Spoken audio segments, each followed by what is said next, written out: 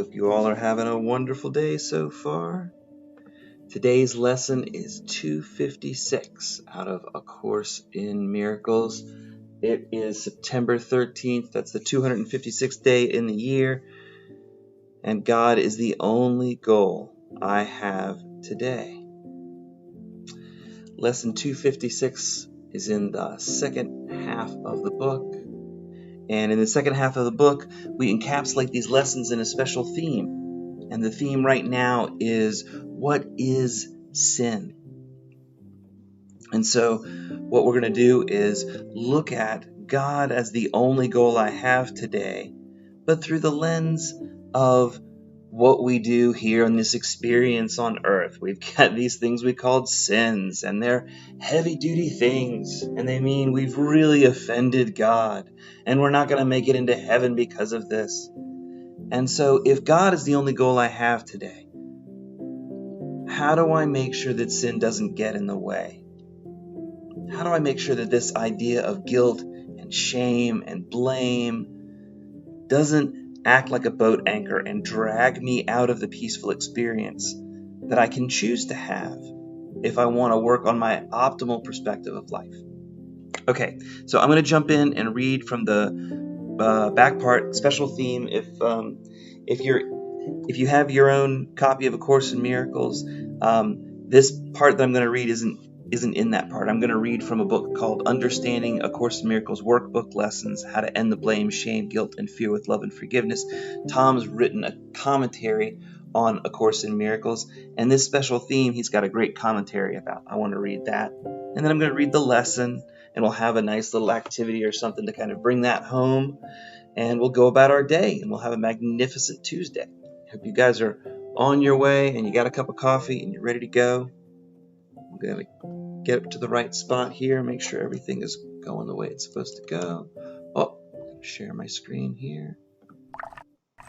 All right, seems like we've got Facebook and YouTube and everything's going here. I see Tom Shine and Dome.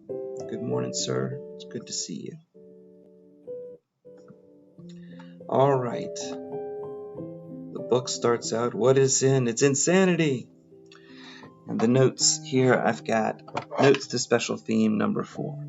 What is sin? Sin is the means that allows illusions to take the place of truth. Sin is insanity. Sin is a childish game that the Son of God plays to pretend he is something other than as God created him. Unfortunately for us, we have forgotten that it is a game of make-believe, and now perceive the illusion of lack, limitation, and separation to be real. Due to our belief that sin is real, we have become split-minded. Our split mind is delusional and insane. We have become unable to differentiate between make-believe and our true identity as our higher self. Sin is the home of all illusions. Sin is the proof that illusions are real and that God's Son is no longer perfect, whole, and complete. Sin is the means for insane minds to let illusions replace the truth. The body is an instrument the split mind made for the purpose of self-deception. Your ego claims the physical body is your home, and that the brain is your mind. The ego uses the game token we call the body as its tool to prove that your safety and existence is contingent upon the well-being of the body. The ego claims that you're the body and the body is you. When you accept this erroneous belief, you must accept the limitations that come with the body. The goal of the body's physical senses is to confirm and bear false witness to that the illusion of lack, limitation, and separation are real. To sense is to not know. Physiologists explain that the physical senses are designed to confirm what your body and what your mind already believes to be true. The physical senses are not objective cameras to the world.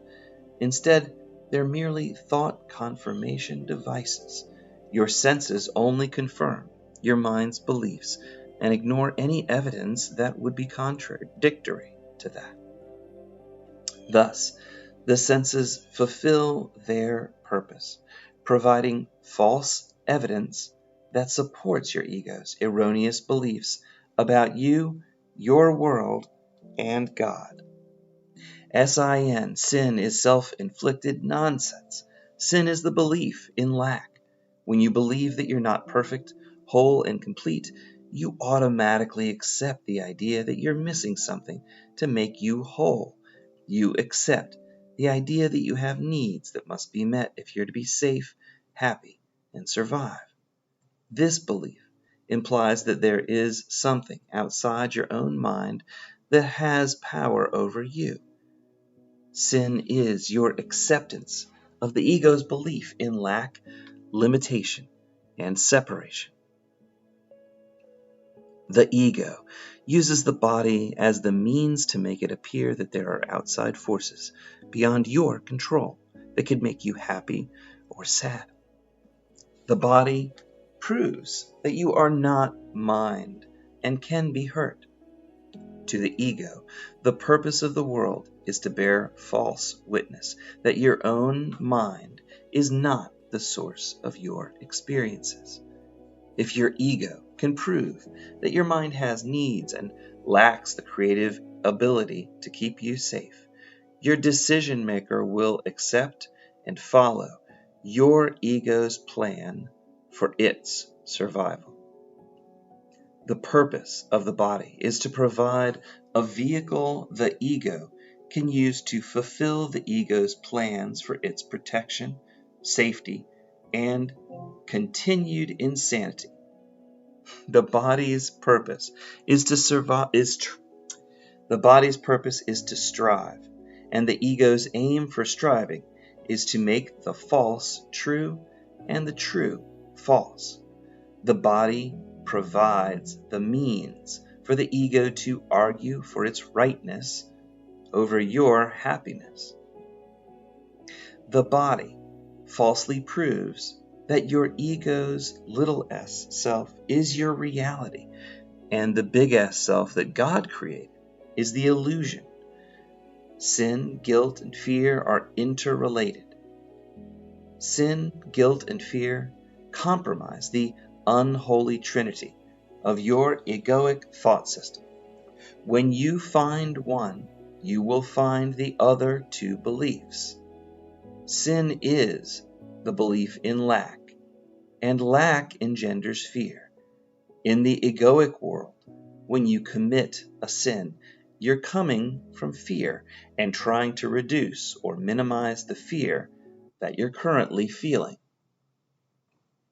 Yet, the only reason you are in fear is because you believe in lack. Fear and sin, which is your belief in lack, are always coupled together. Guilt is always associated with your lack. With lack in your world. Guilt is always associated with lack in your world. All three beliefs occur in unison. You can't escape the experience of sin, guilt, and fear without removing and healing all three of these erroneous beliefs from your delusional mind.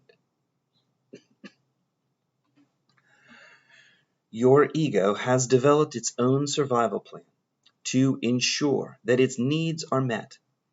The ego never questions its own belief in lack, limitation, and separation. That is the true source of this fictitious problem. Instead, the ego's plan always starts with the confirmation that lack is real and that there are outside forces that can directly affect your inner peace.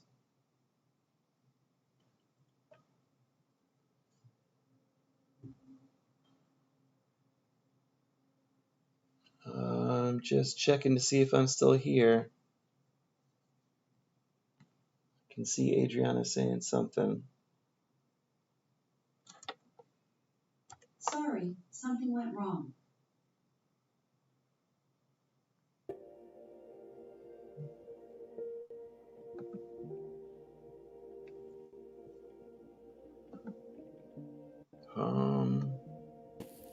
Hi. Okay. Hi. Okay, yeah, you're back. At least I can hear you. Okay, great. Thanks. It's so hard to tell sometimes, and it looks like I had just a little network difficulty where the internet went out and Alexa was freaking out, so seems like everything's working again. I'm going to jump right back in and read, and hopefully everything will be just fine. Your ego's developed its own survival plan to ensure that your needs are met. The ego never questions its own belief in lack, limitation, and separation that is the true source of this fictitious problem. Instead, the ego's plan always starts out with the confirmation that the lack is real and there are outside forces that can directly affect your inner peace. The ego does not know who you are. The ego fails to recognize the truth that your big S self has no needs. Therefore, the ego always assumes that sin, lack, is real and is the problem. The ego then attempts to solve the fictitious problem of needs that only exists within the delusional mind that believes sin could be real. Assuming sin to be real, the ego plans center around one of two possible solutions to the fictitious problems of needs and lack. The first solution is simply to take from another what you perceive you need. The attack may be direct or indirect, but the solution will entail some form of taking. This is based on the ego's belief that someone's loss can be another's gain. This first solution reinforces your ego's belief in separation and the reality of form. This solution embodies the belief that life is a zero-sum game. If I'm to win, someone else must lose. It also flames the feelings of guilt. The second solution rests on the special relationship. A special relationship is a bartering transaction between two or more parties. Each seeks to trade some of their limited resources in exchange for something that they think will provide of equal, that they will perceive they need. Let me try that sentence again. Each seeks to trade some of their limited resources in exchange for something they perceive they need, which is of equal or greater value. The goal of the special relationship is to get a good deal. You want to give up as little as possible while maximizing the return on your investment. The special relationship also assumes that sin or lack is the reality of the world, and that both parties have needs that cannot be fulfilled solely by the creative power of each party's own mind. To ensure that one gets their way, guilt becomes the favorite tool of manipulation in the special relationship. We have all experienced manipulating and being manipulated by guilt. Our ego uses the blame, shame, and guilt game very effectively to obtain its own way. Projecting guilt is often used in the special relationship as each party attempts to make the other party feel guilty for any shortcomings in the relationship.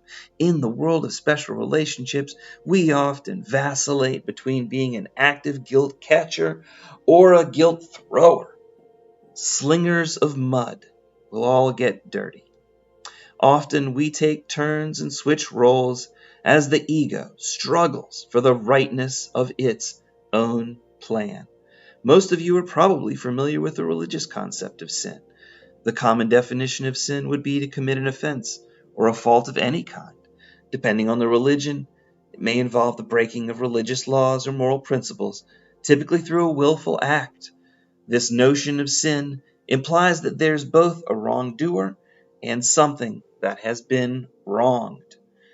When we look at the two solutions offered by your ego to obtain its needs, the first plan that involves the taking from another would be the sin of stealing. Yet the second plan of entering into a special relationship would be seen as an act of cooperation and not sin. Yet both solutions are ego's attempt to make the illusion of bodily needs become your reality. Therefore, both would meet ACIM's definition of a sin. ACIM defines a sin as a means of seeking to replace truth with an illusion. Sin is your belief in lack, limitation, and separation.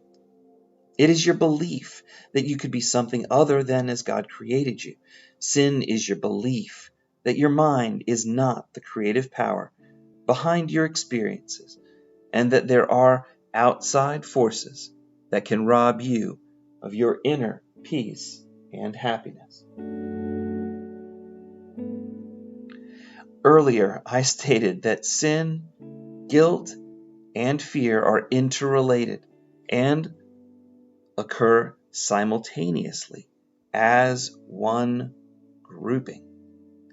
You can't have one without the other occurring. Most can easily relate to the idea of guilt being associated with the common definition of sin that involves the wrongful taking from another. Yet guilt is not necessarily associated with the special relationship. Most perceive a special relationship to be a mutually agreeable transaction, with each party gaining from the interrelationship. So why would I say that a special relationship automatically engenders guilt within the mind of each party? On the conscious or subconscious level, when you believe that you have needs, you're admitting that you're incapable of being self-sufficient. A lot of guilt is self-guilt and is not directed at another party. You believe that there is something wrong with you because you are not perfect, whole, and complete. Perhaps there's something wrong with you because you allowed someone to abuse you. Guilt is a natural result from these feelings of inadequacy. You either feel guilty for your inability to provide for yourself, or you project that guilt upon another for their failure to provide for your needs. Many religions have the idea of original sin, or the idea that we've offended God, and therefore are being punished and must earn our salvation. Often, we blame God for what we perceive to be God's failure to create us properly, or to take into consideration our special needs. Your ego tells you that if God would have done his job properly when he created you, you would be happy, or you wouldn't have messed things up later on in life. It's God, not you, who's to blame. Your own self-perceived inadequacies now become God's fault. Your ego has transformed an all-powerful God of only love into a limited God of lack, stupidity, imperfection, and whim. According to our ego, if God made us imperfect, well, we can't trust God's plan for our happiness. God showed that he was incompetent when he created us. See, I'm proof. If we believe that we've offended or sinned against God, well, then God can't be pure love. Because of our ego's erroneous belief in a judgmental God, we must now fear God's retribution. We have to do our penance and somehow earn our redemption. A God that is only love has been transformed by our egoic mind imagination into something to hide from and fear. And we got the whole society in on the game, didn't we? When the ego plans for our salvation, it's based on the idea that God's Son must earn his way back into heaven through penance or good deeds. It assumes we're sinners and paradise is lost. This belief that we have lost our divine birthright leads to our ego's plan to earn back God's love by our actions. With this idea that God's love could be earned, our ego has once again transformed a God of unlimited love and abundance into a God of judgment and conditional love. He's an asshole. That's not in the book. That's just my little bit. This is an egoic God whose conditional love and gifts could be purchased and acquired through bribes and negotiation, prayer always on your knees, and good deeds. The ego's plan requires us to earn or purchase our way back into heaven. What kind of God would that be? A little g God is what it is. When properly understood, and if true, the ego's belief that we can do something to earn God's love would be a sin. This is because such a belief implies that we could earn something that God has already given us and never taken away, and we can't lose it by accident or on purpose. When you believe that God's love could be earned, you're trying to make the illusion of lack, limitation, and separation real. Don't make that mistake. Be aware that all plans that suggest that you could earn your way into heaven are fear-based and keep you trapped in fear. Guard against plans that claim you can be saved or could save another through good deeds or by second-party surrogates. For these plans disempower all that are involved. Your ego's plans for your salvation keep only your ego's plans for your salvation only keep you trapped within the belief that paradise has been lost and sin is very real. They all strive to use the body as the tool to make amends for your assumed failure as God's sinful Son. Only God's plan for our salvation will work because only God's plan accepts the innocence, guiltless, and sinless nature of God and His creations. And a God of good could be no other way. A God omnipotent and completely in love could only be that way. Good people end up with their own hell because they refuse to forgive themselves for their own perceived failure to save or make another happy. This was always an impossible task. No one has the power to make somebody else happy. To do so would be to deny them the freedom to use the creative power of their own mind as they desired. That part is so important. A mother shows up and does an amazing thing for the baby, and that only provides the opportunity for the baby to be happy. That's the truth. The mother's love cascades down on that baby and creates a happiness response. That doesn't mean that the mommy makes the baby happy. That's the little key thing that the ego gets in the way of. I'm using that in my own example right this second as I smell cigarettes floating in the air from next door. You and your ego believe that they are too stupid to know what their own perfect plan for their reawakening should be. That only your plan and not God's plan will work. This belief would also deny and prevent you from exercising that same freedom. Each mind alone has the power of interpretation for their own experiences. That is why they created the experience in the first place. Each mind alone has the power of interpretation for their own experiences. That's why they created the experience in the first place. Each one's own mind assigns all meaning that gives to any. Each one's own mind assigns all meaning that each gives to any experience. We do it to ourselves.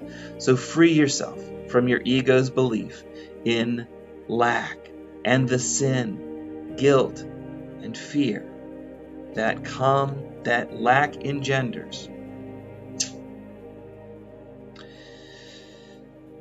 Sorry, I had a digital book problem there. Free yourself from your ego's belief in lack, and the sin, guilt, and fear that lack engenders will cease. There's no sin. Sin is self-inflicted nonsense. There's no lack in God, and there's none in you. Your denial of your divine birthright cannot make the illusion of lack, limitation, and fear real. Egoically, you need do nothing. Drop your egoic plans that insist on making the illusion of sin real, and accept this fact. You remain as God created you, perfect, whole, and complete. Deny your ego's belief in sin and reclaim your divine inheritance. Today's lesson 256.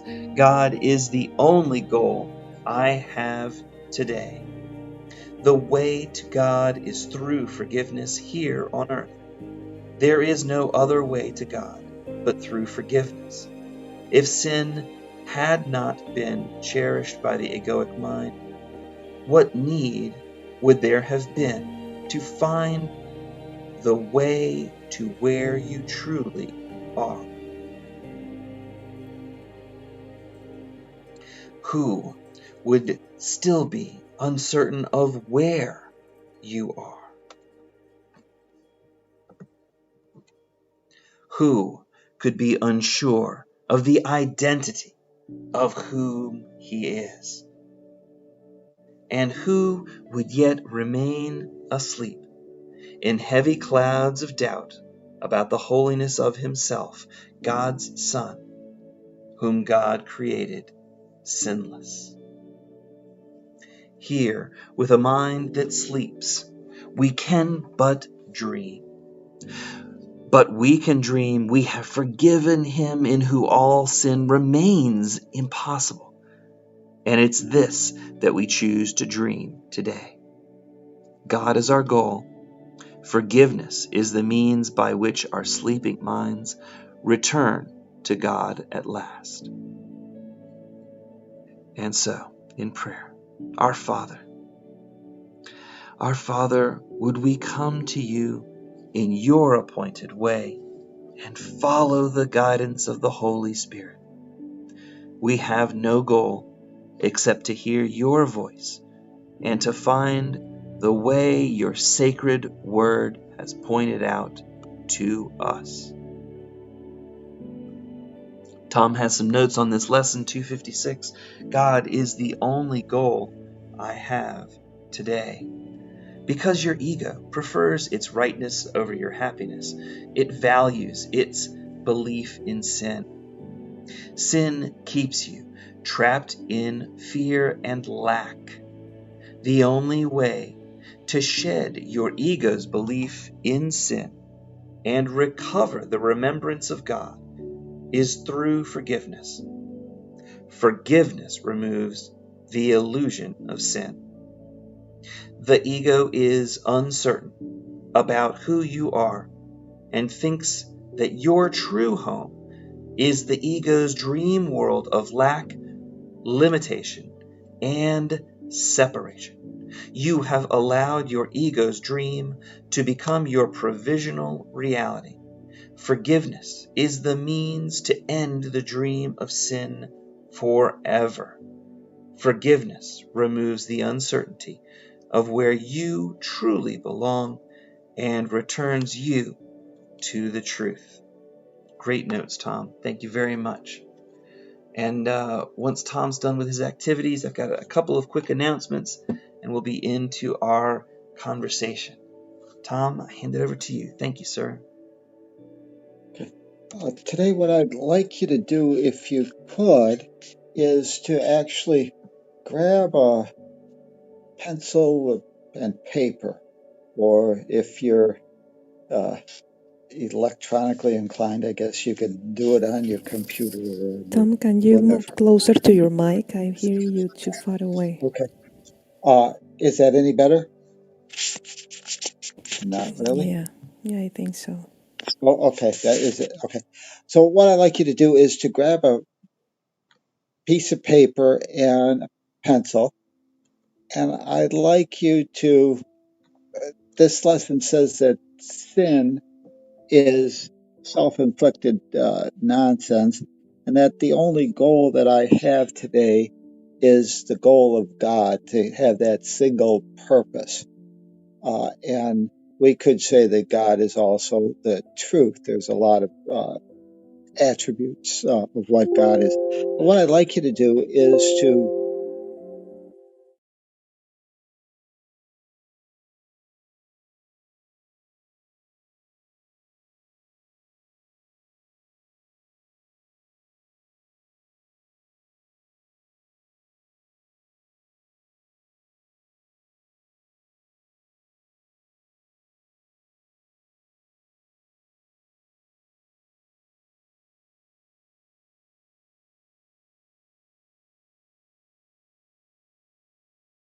really be honest with ourselves.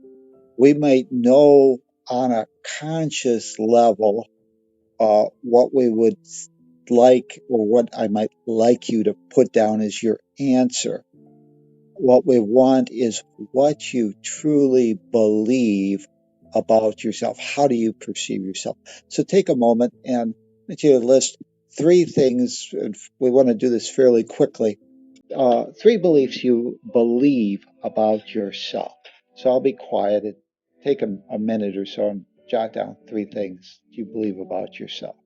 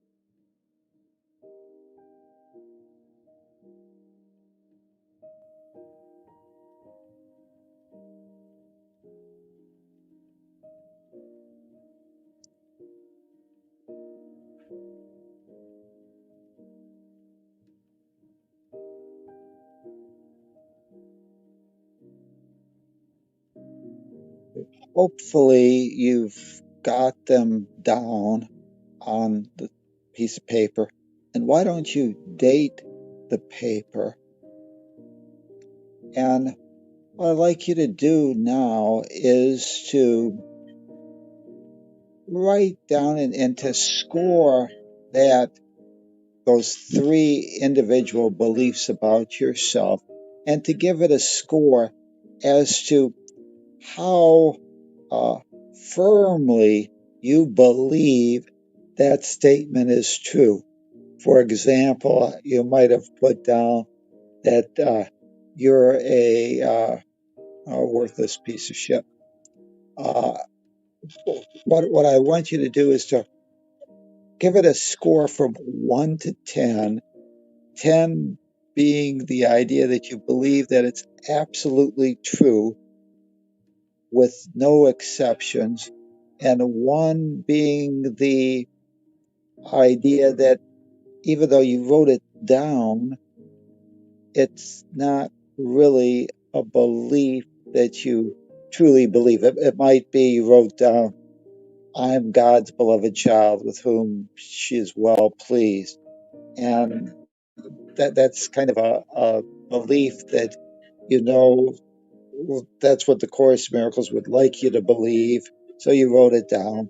But in reality, you've realized that you don't really believe that. So give each one of those 3 items a score. 1 being that it's totally BS, and 10 being that it's absolutely true, that you believe it totally. So take a moment now and score each one of those beliefs from 1 to 10.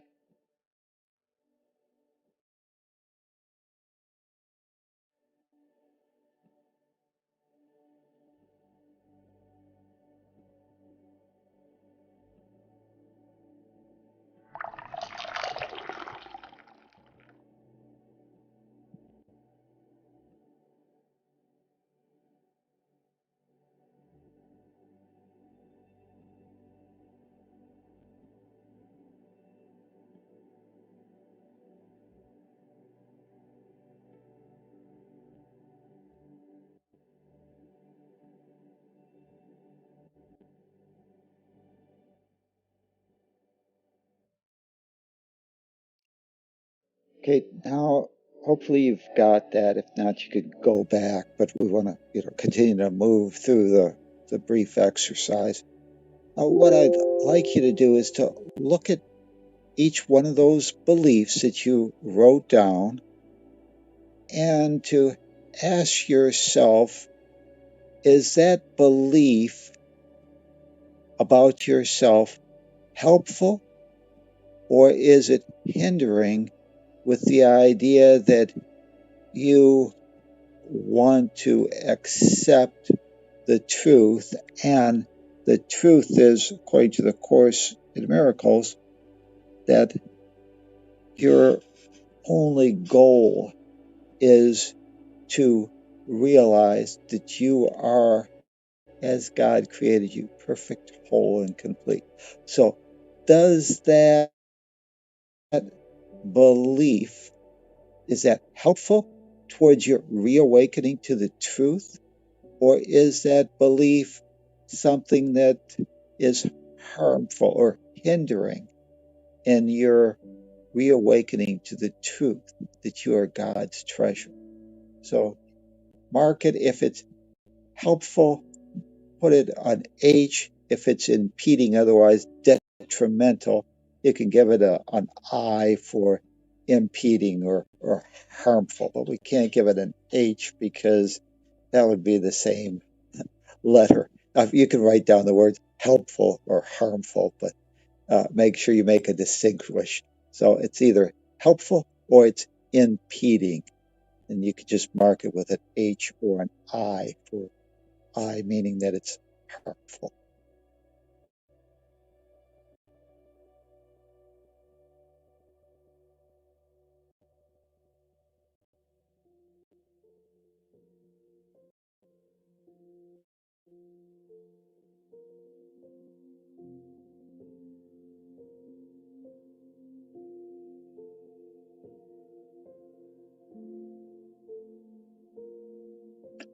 Okay, so here's a quick question. How did you do? Or were those beliefs that you held about yourself, how you defined yourself, are those helpful to the overall reawakening to the truth? Or can you see how they might actually be beliefs that would argue for your littleness, for separation, for your belief that you lack the ability to control your circumstance to make yourself happy, that you have needs. So why don't you now go back and score those beliefs and whether or not that belief would be a sin? A sin being something that would support your ego's belief that there's something wrong with you. So give those beliefs and mark them as sinful, or we'll just say a blessing.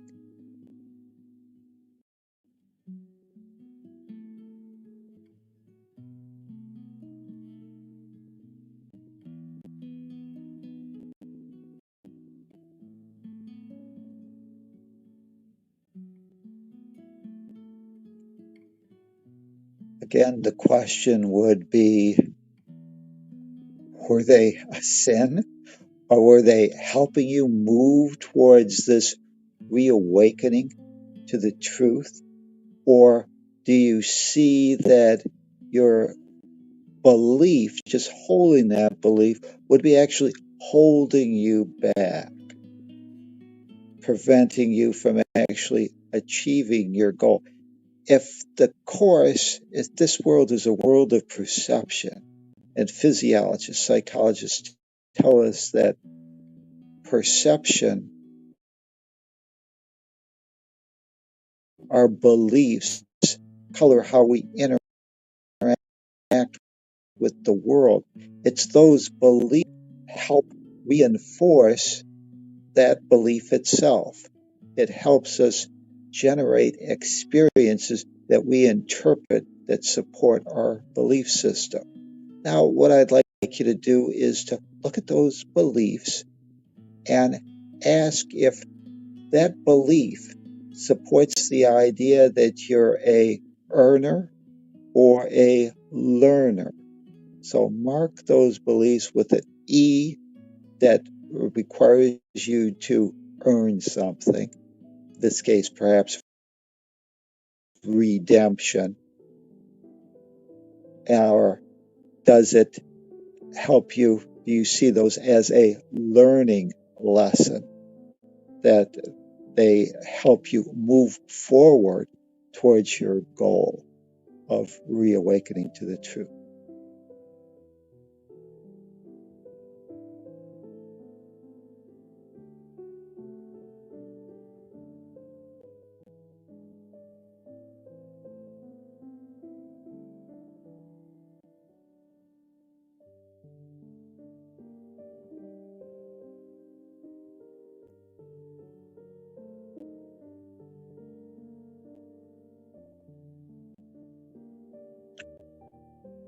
Now, what I'd like you to do is to look at each one of those beliefs and ask yourself, based on that belief, and compare it with your experiences. Otherwise, if I said that I'm a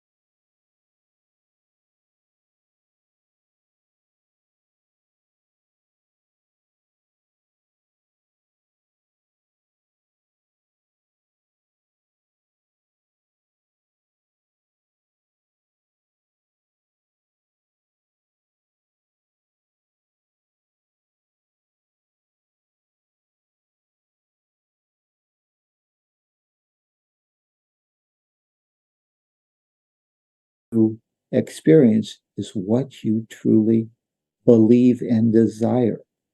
So, how well does your experience align with those beliefs?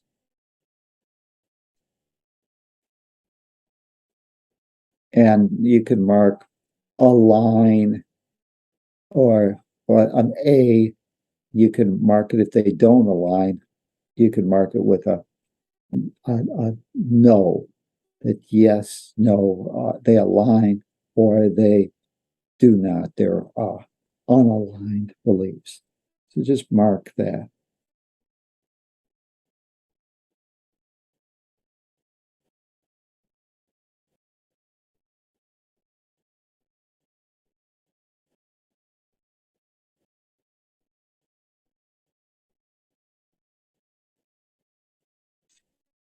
All right, now that we've done that,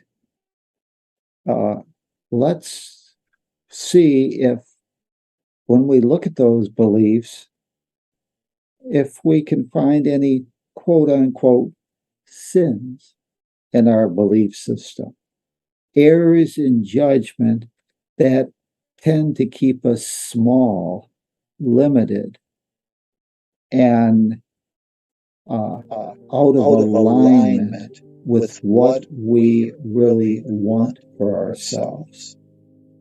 The truth that we are the creator of our own inner peace, and we have the ability to reclaim our divine birthright.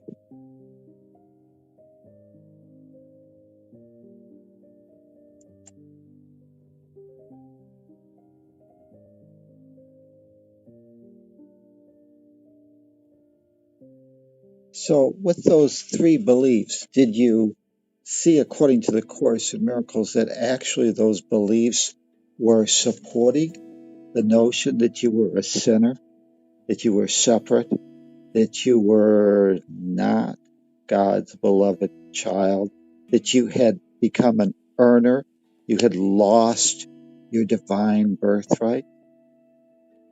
This lesson here says, God is the only goal I have today.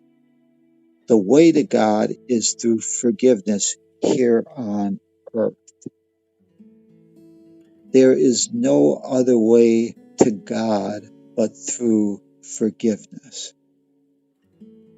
If sin had not been cherished by your egoic mind, if your ego didn't want to argue for your lack, your idea that someone else is to blame, or that you are at fault and therefore have become a earner and have lost your divine birthright, or that God didn't create you, or Joe or Tom or Mary somehow screwed up and robbed you of your own inner peace.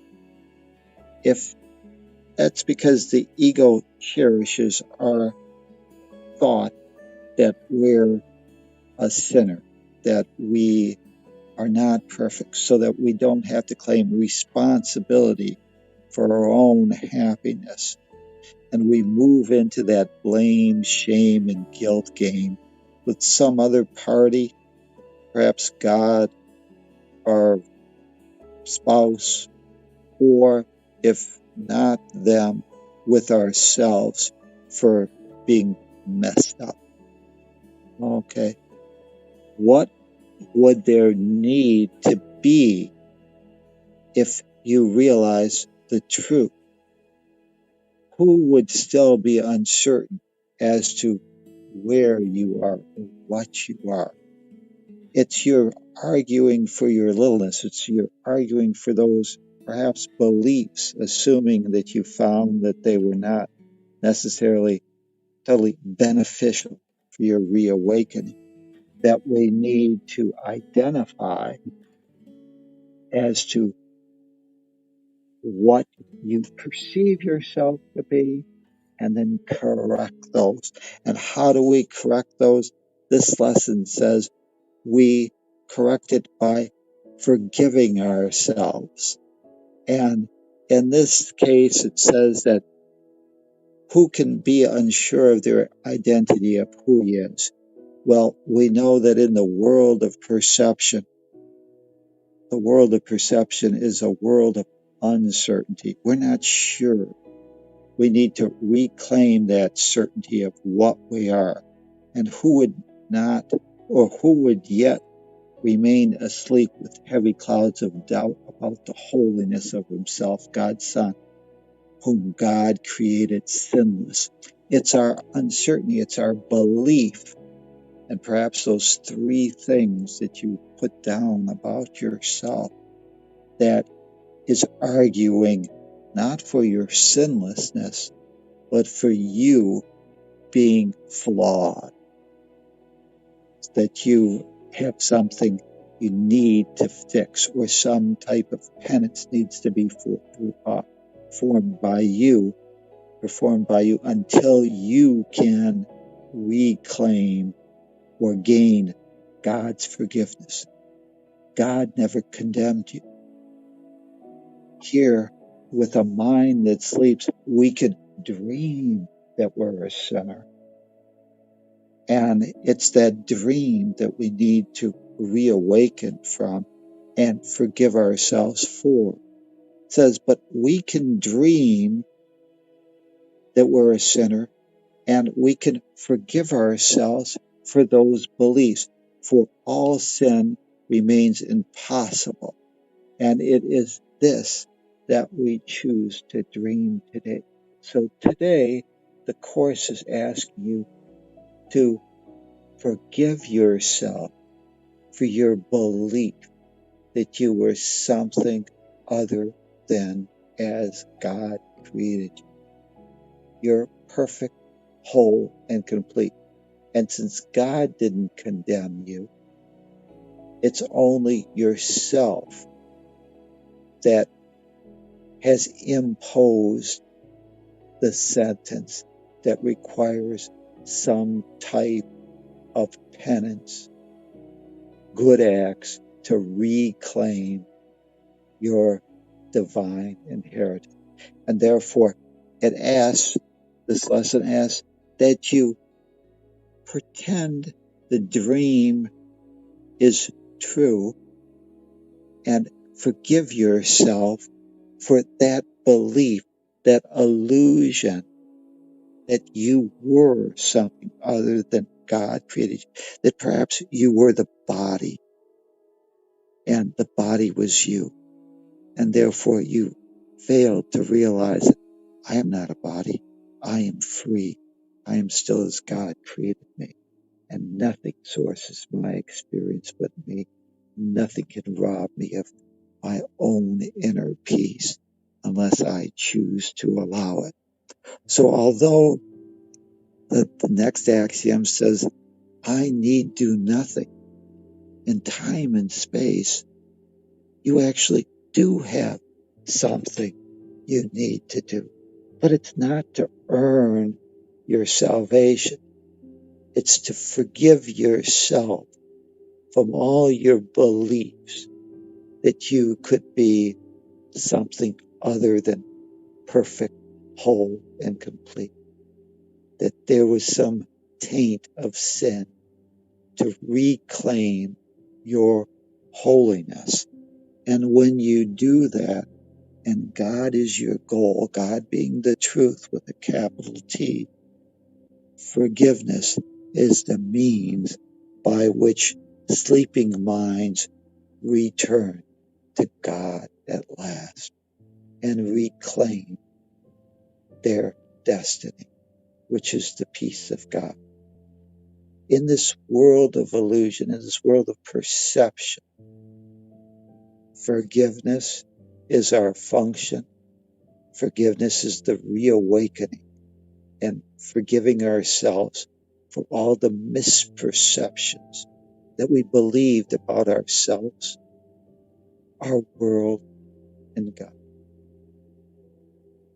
Our purpose is love, by demonstrating that aspect of love that we call forgiveness we forgive ourselves of our own karmic keys, our own imprisonment that made us an earner instead of a learner, here to demonstrate and hone our skills in being love informed. And when we do that, even in this dimension, we start reclaiming our destiny, which is the truth, the peace of God. You are God's treasure. So with that, let's say this prayer together, perhaps. And so our Creator, our soul parent, our source, would we come to you in your appointed way and follow the guidance of that inner voice, the Holy Spirit. We have no goal except to hear your voice, that voice of the Holy Spirit, and find the way your sacred word has pointed out to us, to hear the voice of God saying, "You are my beloved child with whom I am well pleased." Today, God is our only goal. And today, you as decision maker can forgive yourself for all your misperceptions. Create a great day for yourself and your world. Namaste. The God in me recognizes the God in you. Thank you.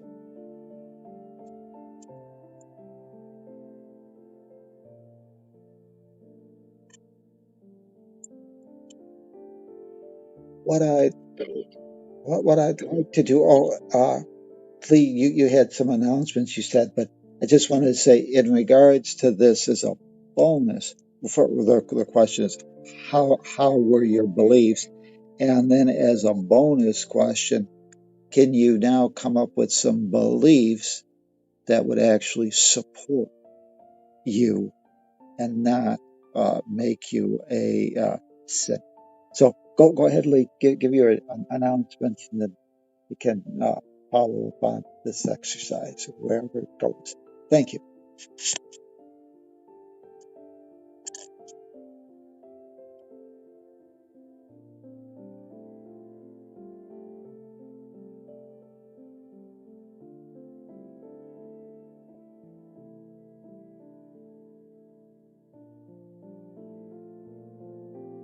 Lee, did you want to make some announcements? Because if you did, I can't hear you.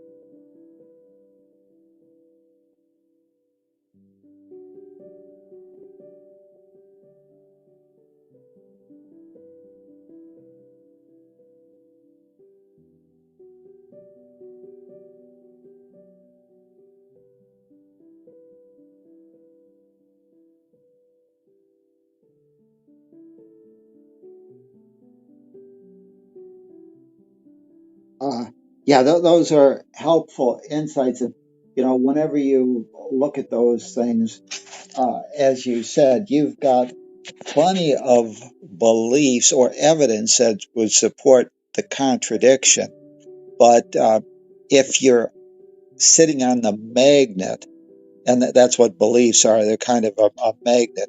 And it's a focus on your inability to handle money. You're sitting on that belief, and now what you have to do to offset that or to have experiences that would not confirm that is you're sitting on a magnet that's attracting an experience that will try to support the idea that you lack the ability to handle money, and now you're on a resistance mode.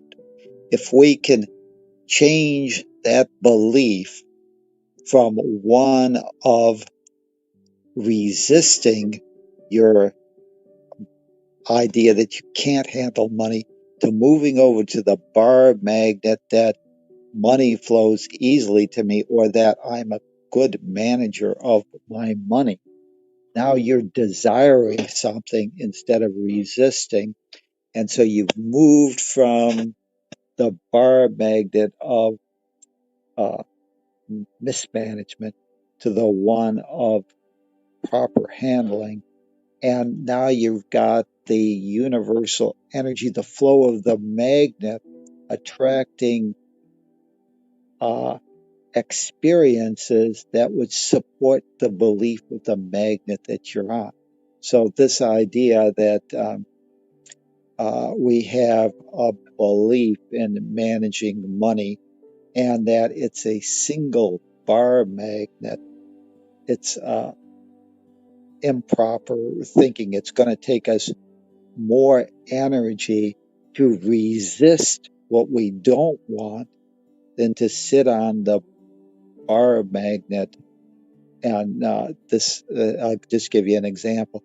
The idea of sickness and health are two different bar magnets. If I believe that I don't want to be sick, I'm sitting on the bar magnet of sickness. The bar magnet of sickness has a force of, let's just say, 5, attracting sickness towards me. Now I've got to fight against to maintain my health. I've got to use 5 energy circuits just to offset the natural pull of the magnet. If I can get on to the bar magnet of health, it has a natural attraction of health towards me of 5. Now I'm swimming with the current as swimming against it. So we want to just be aware. And that's why I said that what we'd like to do as a bonus is to take those beliefs and re-engineer or change them to a belief that would support the desired outcome. Because now if we can start even just with the affirmation that I'm a good money manager as opposed to I'm bad, that's going to automatically start moving you towards the bar magnet you want to be to attract abundance into your life. And that'll be a whole lot easier to start seeing experiences that'll align with it. So,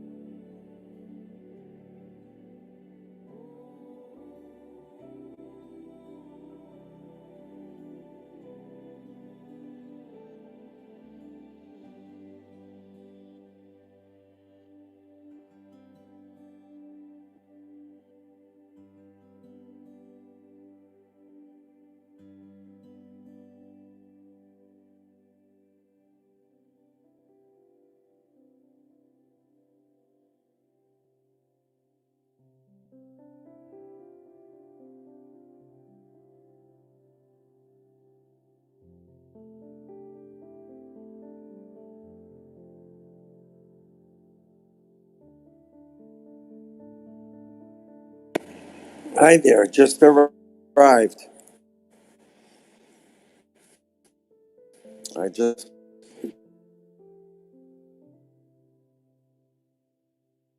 3 minutes ago.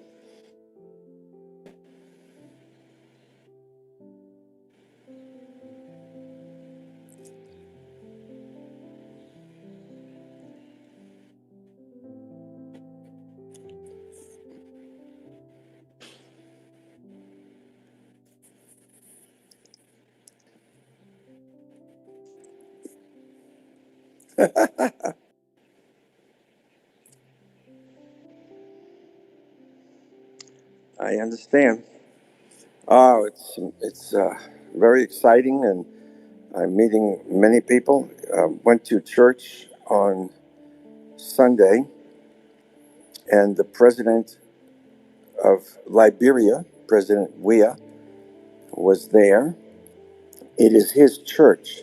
It's called Church of the President, and he has a very prominent seat. And I'll just leave it at that.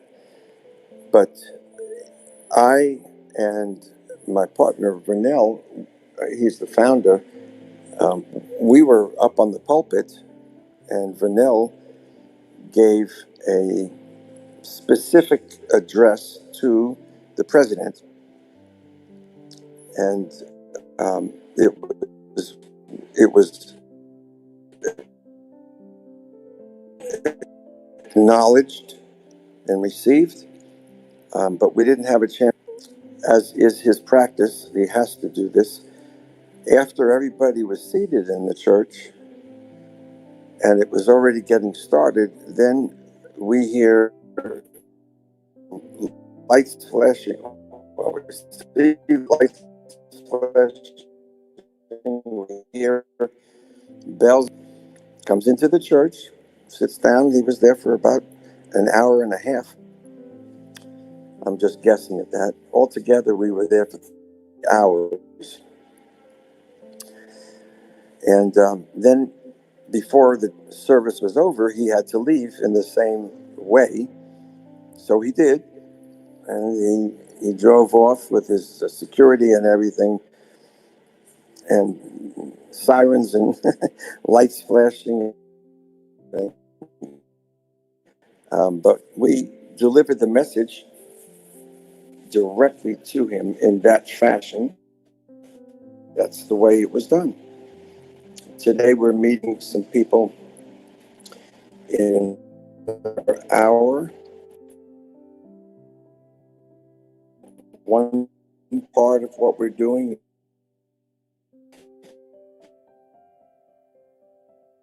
we have a very big presentation with 30 to 40. That's the way it's been. At the end of the weekend, I'll be heading home. I'm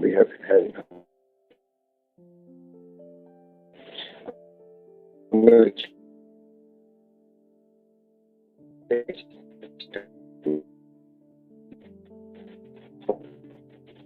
But other than that, let's hit.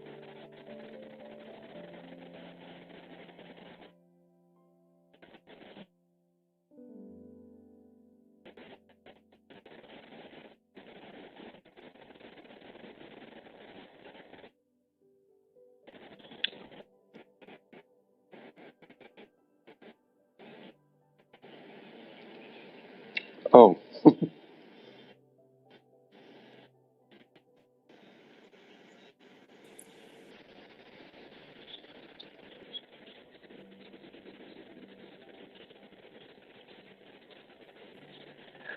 so I think I just heard the quality of the transmission is not great. We have a modem,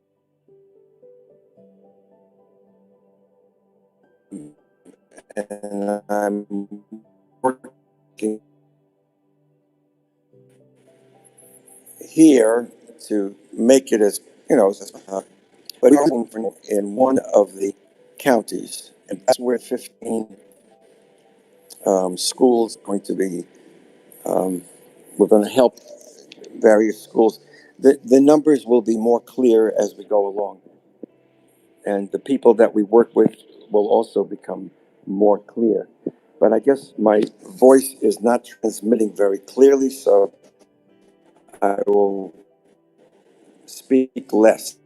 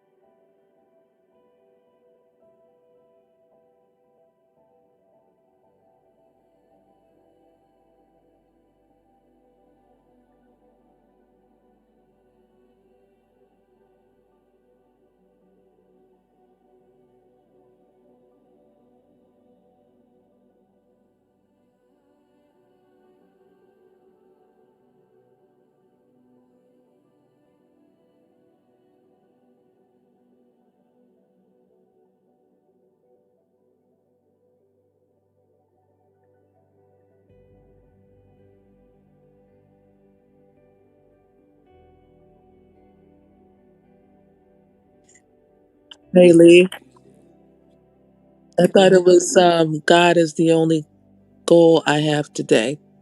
256?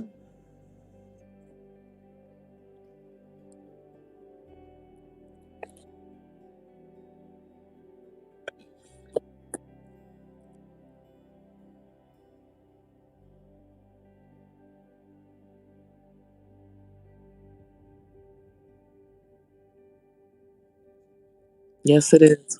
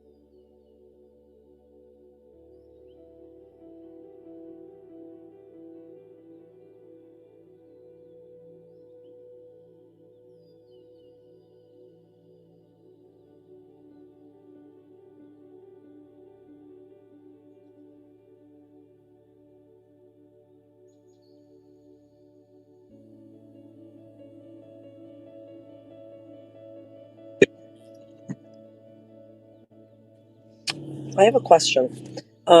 When was this? When was the Course in Miracles book written? Was that the six?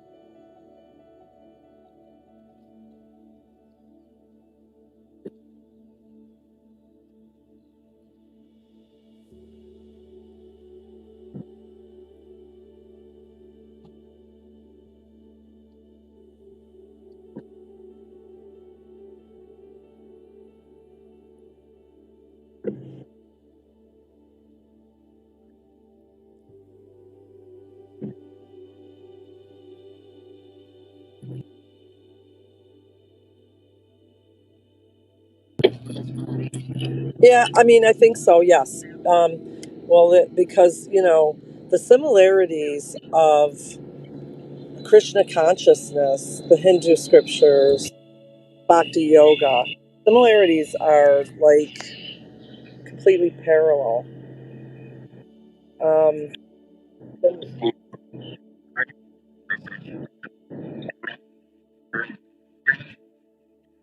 yeah, yeah, and so our purpose being, God, Christ-minded, the same as the purpose and as to in Krishna consciousness is the same. It's just a different word, but the same meaning. Going back to like the material world and how we play in it and enjoy it, but not get attached to it. So our goal is to um, God realization, which is the unattachment to the material world, which is always decaying and never is always temporary and never permanent anyway. It so simplifies things in so many ways, because once we do that, we can play in the material. It's not so serious, and it becomes exactly what it is to lead us back to to the um, the spirit that doesn't suffer. And because I really enjoy the material world, and I do have attachments still here to this material world. They are definitely getting less and less, and the reason is because I'm understanding more and more that nothing stays here. I mean, none of the people that I know and love on a intimate physical, not, I'm not talking intimate physical. I don't want to say even my children are intimately, and they're here physically. So none of these people, and none of you are going to remain, and neither am I. So why would we attach to something when we know how it's going to like end in the physical ending, not the spirit, but the physical.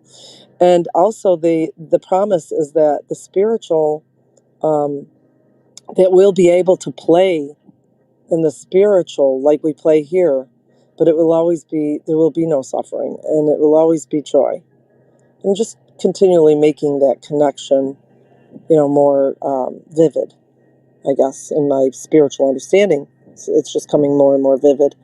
Yeah, I just think it's so parallel and so simple. I go to an ISKCON group also in the mornings, and boy, you think you can't relate, but if you're understanding A Course in Miracles, you would totally relate to this ISKCON What group. what kind of group was that, Andy? Or what group? Oh, they're Bhakti Yoga. It's ISKCON, ISK. Ah, Wait, ISKON. Yeah, it's here on Clubhouse.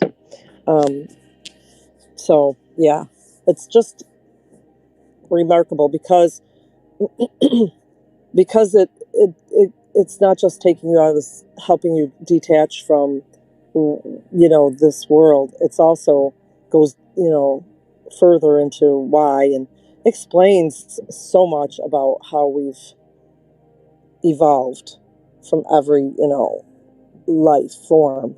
8,400,000 life forms we were once.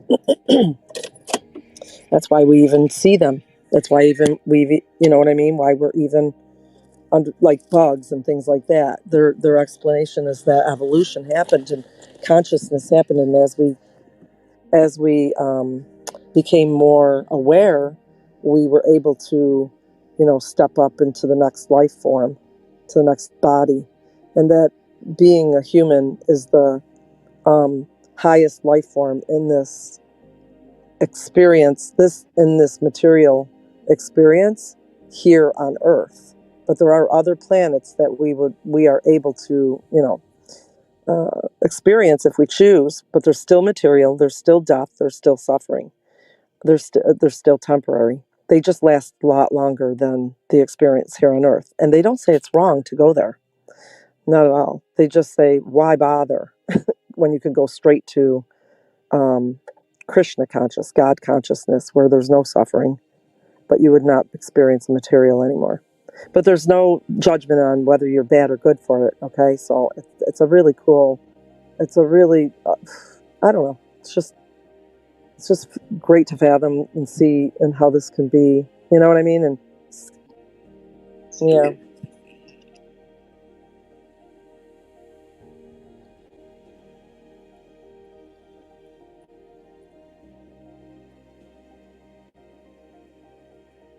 Well, no, he said no. Krishna consciousness says we have been a worm. Yeah. Oh, okay.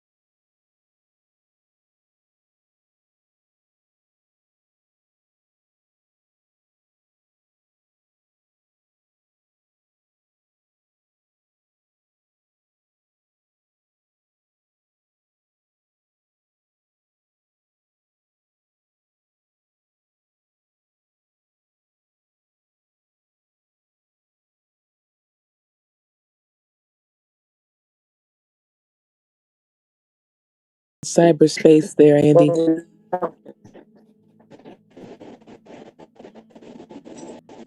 I always when I'm in this, so I'm just going to close my mic for a minute.